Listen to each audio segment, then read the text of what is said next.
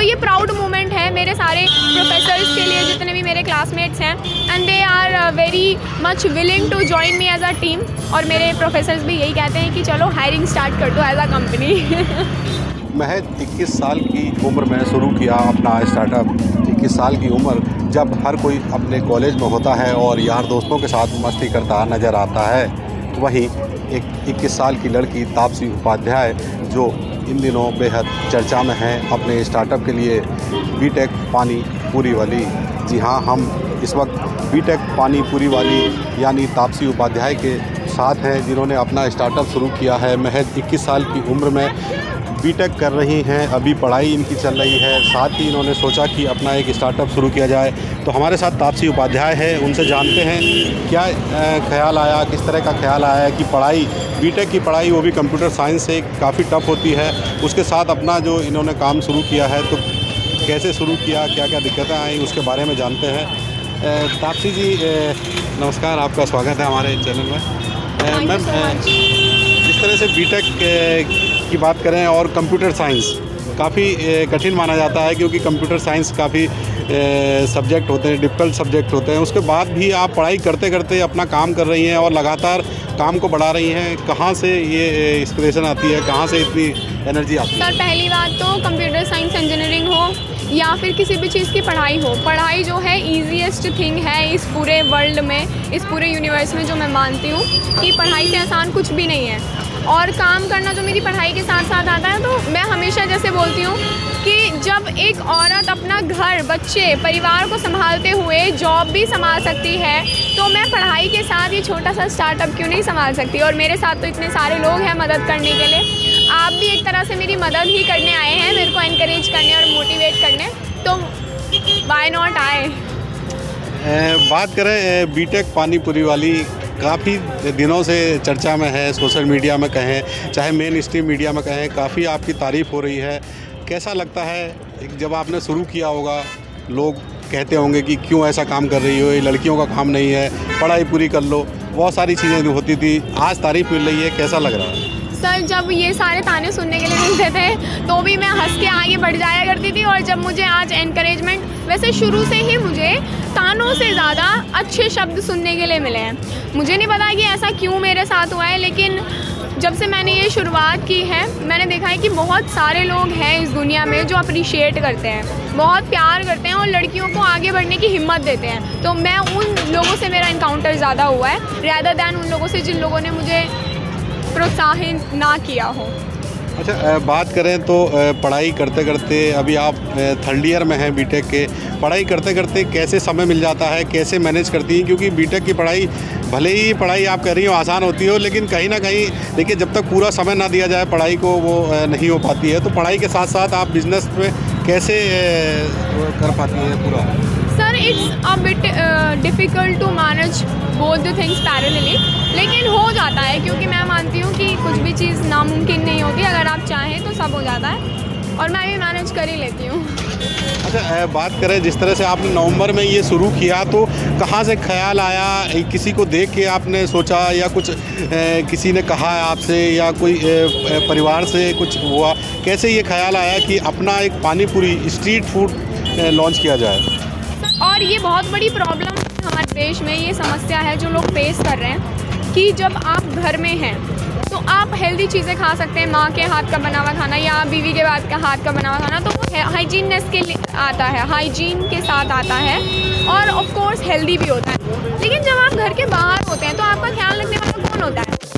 आपका होता है कि आपको हाइजीन खाना मिले, क्योंकि उनको तो आपकी दवाइयों पे पैसे नहीं लगाने हैं। कौन इस बात का ख्याल रखता है कि आपको क्वालिटी फूड मिले? तो जब मैंने देखा कि this is one of the problems people are facing, तो I was also struggling finding out the healthier option of food. तो मैंने सोचा चलो यार, खुद ही कुछ करते हैं और शुरू करते हैं धीरे धीरे चीज़ों की अवेलेबिलिटी करने की। तो सबसे पहले लेके आ गई हूँ हेल्दी वर्जन ऑफ पानीपुरी। उसके बाद और भी चीज़ें हम लेके आएंगे धीरे धीरे, जो आपको सुबह से लेकर शाम तक बिल्कुल भी आपको कॉम्प्रोमाइज़ करने की ज़रूरत ना पड़े और आप एंजॉय कर सकें, और बस और क्या। अच्छा, जिस तरह से आपने बताया कि आपने पानीपुरी ये शुरू की, नवंबर में जब आपने शुरू किया था तो कितना इन्वेस्टमेंट किया था आपने, और आज आपके करीब 6 कार्ट हैं, तो अभी किस तरह से बढ़ाया है पूरे बिज़नेस को, थोड़ा सा बताइए। सर एग्जैक्ट इन्वेस्टमेंट तो मुझे नहीं पता, क्योंकि बिजनेस माइंडेड नहीं थी मैं उस टाइम पे। तब तो मैंने स्वस्थ भारत बनाना है ये सोच के शुरू किया था। बिजनेस माइंडेड ना होने की वजह से उस टाइम मैंने अकाउंट्स का रिकॉर्ड तो नहीं रखा लेकिन ऑब्वियसली इसी बात है जो एक रफ फिगर में बता सकती हूँ, लगभग 80,000 से 1 लाख का खर्चा मेरा आया इस सबको पूरा स्टार्ट देने में। अब कितना कमाती है तापसी, क्योंकि एक कार्ट शुरू की थी, आज दिल्ली में 6 कार्ट हैं। अब अगर बात करें तो कितना कमा लेती हैं तापसी?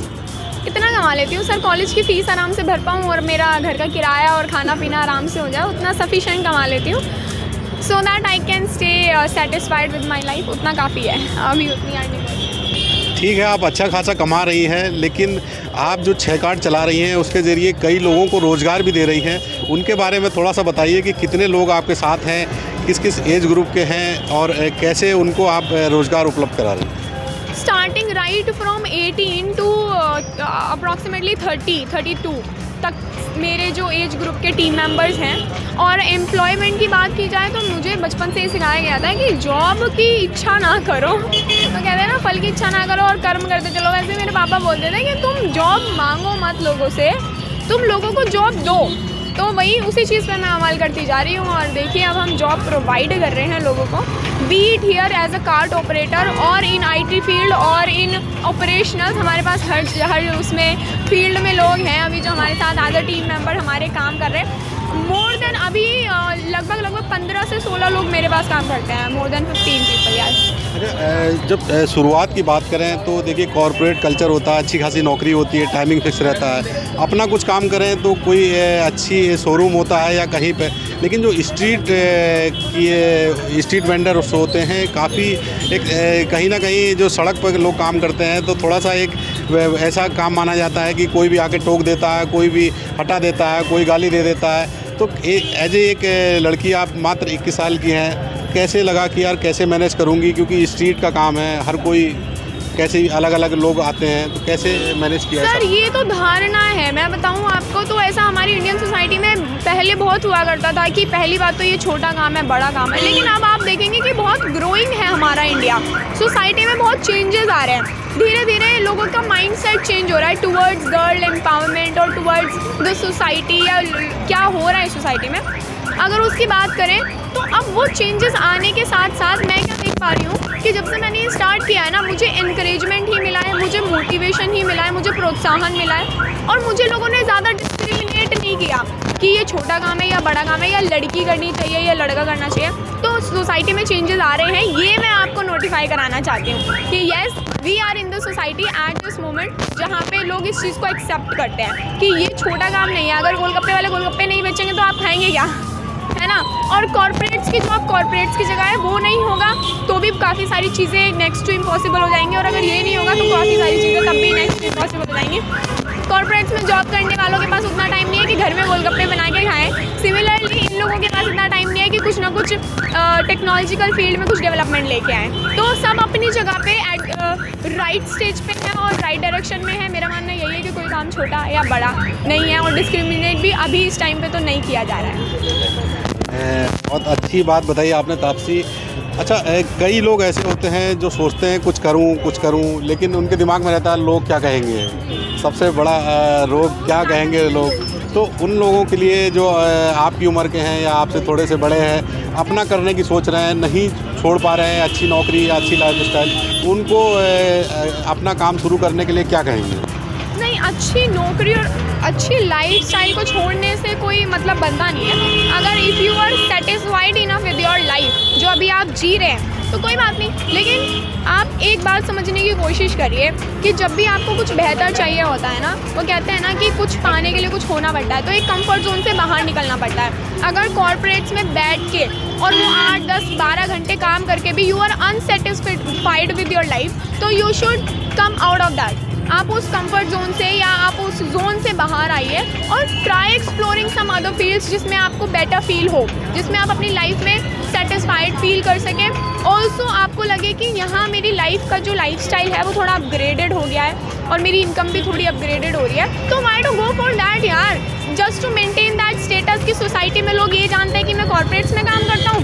नो वे, तुम जब तक अपनी लाइफ से सेटिस्फाइड ही नहीं हो, एक जीवन तुम्हें मिला है, अगर उसको भी अच्छे से नहीं जियोगे, दूसरों के लिए जियोगे इस तरह सोच के कि मतलब दूसरों के लिए इन द सेंस कि वो मुझे सोचते हैं मैं अच्छी जगह जॉब कर रहा हूँ तो मेरे लिए यही बेस्ट है। No, that should not be a matter of importance.